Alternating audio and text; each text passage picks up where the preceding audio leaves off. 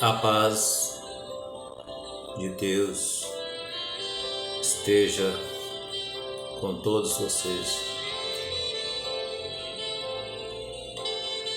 e que a guia do Espírito Santo esteja nos guiando em tudo que fizermos, para que em tudo que fizermos seja para a glória de Deus. Amém. Dando sequência em nosso trabalho sobre o raciocínio das Sagradas Escrituras, é um assunto que nós começamos sobre o divórcio e o segundo casamento. Nós vamos dar sequência agora nessa segunda parte para entendermos melhor qual é a vontade de Deus para o nosso viver nessa terra. Vamos lá então. É uma interrogação que os fariseus fizeram a Jesus, tentando colocá-lo à prova. Então, a pergunta que os fariseus fizeram. Os fariseus, eles foram a ter com Jesus com a seguinte pergunta: Ó mestre, é permitido ao homem repudiar sua mulher por qualquer motivo? Mateus, Marcos esclarece que a intenção dos fariseus era tentar a Jesus.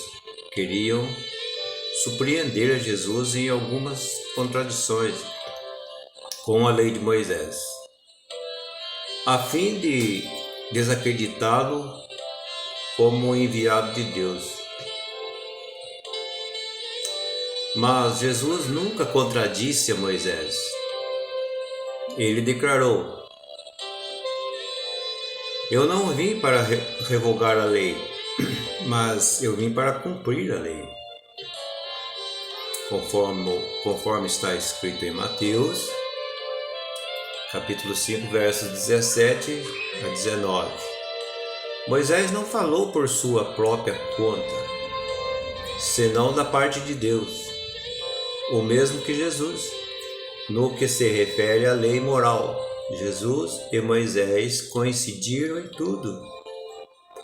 Jesus não exigiu uma justiça maior que a de Moisés, senão maior que a dos escribas e fariseus, que faziam uma aplicação tendiosa e errônea da lei.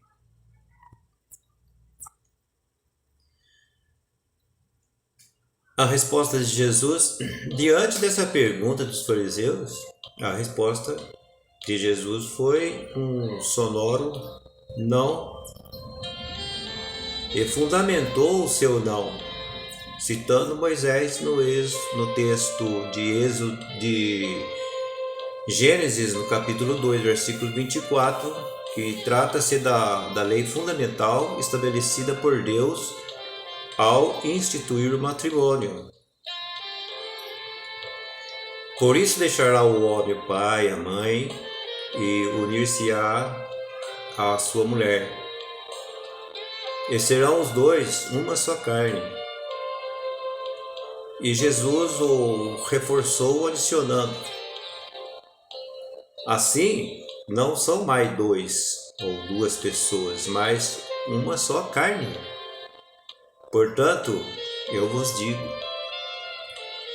o que Deus ajuntou, o homem não pode separar.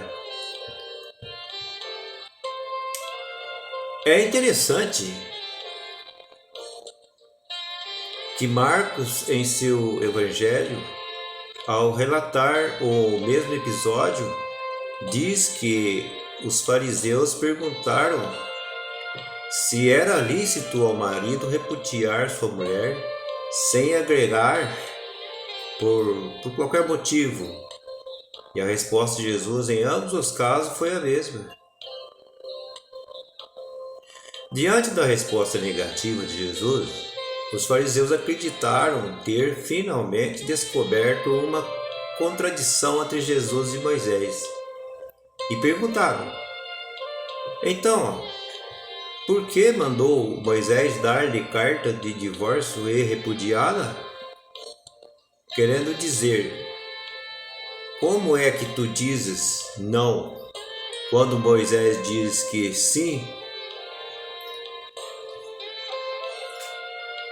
Jesus não ignorava a única exceção que a lei fazia quanto ao divórcio, de acordo com Deuteronômio, capítulo 24, versículo 1 a 4.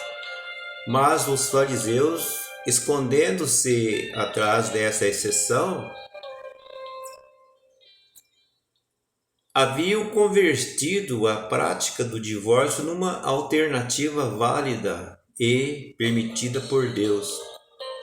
E a exceção havia se tornado quase uma regra geral, tal como acontece em nossos dias. Jesus lhes apontou a razão de exceção. Pela dureza de vossos corações, Moisés vos permitiu repudiar vossas mulheres, mas não era assim desde o princípio. O único caso de divórcio permitido lá no Antigo Testamento, em que caso Moisés permitiu esse divórcio? A resposta está em Deuteronômio capítulo 24, 1, 4. Quando um homem tomar uma mulher e se casar com ela, e ela não achar graça aos seus olhos, por haver ele encontrado nela coisa vergonhosa, far-lhe-á uma carta de divórcio. Esse texto diz duas coisas. A primeira é o tempo. O momento que se pôde produzir o divórcio é logo que o casamento é consumado, logo após o casamento. Casou em um dia, no outro dia ele já percebeu que não era aquilo que ele estava esperando, estava completamente ao contrário. Então aí ele podia pedir uma carta de divórcio. Agora, quando um homem tomar uma mulher e se casar com ela, a segunda segundo caso aqui tem a ver com as condições em que esse divórcio é permitido. Se ela não achar graça aos seus olhos, por haver ele encontrado nela alguma coisa vergonhosa. Com essa expressão não foi muito explícita. Deu lugar a diferentes interpretações entre os judeus. Nos dias de Jesus, os mais liberais da escola de Hillel sustentavam que o homem podia repudiar sua mulher por qualquer motivo. Outros já seguiam a interpretação do Rabino Shammai, que afirmava que essa coisa vergonhosa se referia ao adultério. Os versículos 2 e 3, aliás, 2, 3 e 4 de Deuteronômio, 2 a 4, né? Dizem várias coisas. Por exemplo, que a ruptura ou o divórcio devia acontecer formalmente, por escrito, e era de caráter definitivo. Que nesse único caso, o divorciado ficaria livre para casar-se com outra pessoa. Praticamente significava a anulação do matrimônio recém-contraído. Que o primeiro marido não podia voltar a tomar a mulher que havia repudiado, se ela tivesse se unido a um outro depois. a dificuldade principal com essa passagem está no verso 1. Por sua aparente falta de clareza diante disso, Jesus, que nunca caiu em contradição com Moisés, deu a correta interpretação ao declarar: Eu, porém, vos digo que qualquer que repudiar a sua mulher, a não ser por causa de fornicação, e casar-se com outra, comete adultério. E o que casar com a repudiada também comete adultério, conforme está escrito em Mateus, capítulo 19, no versículo 9.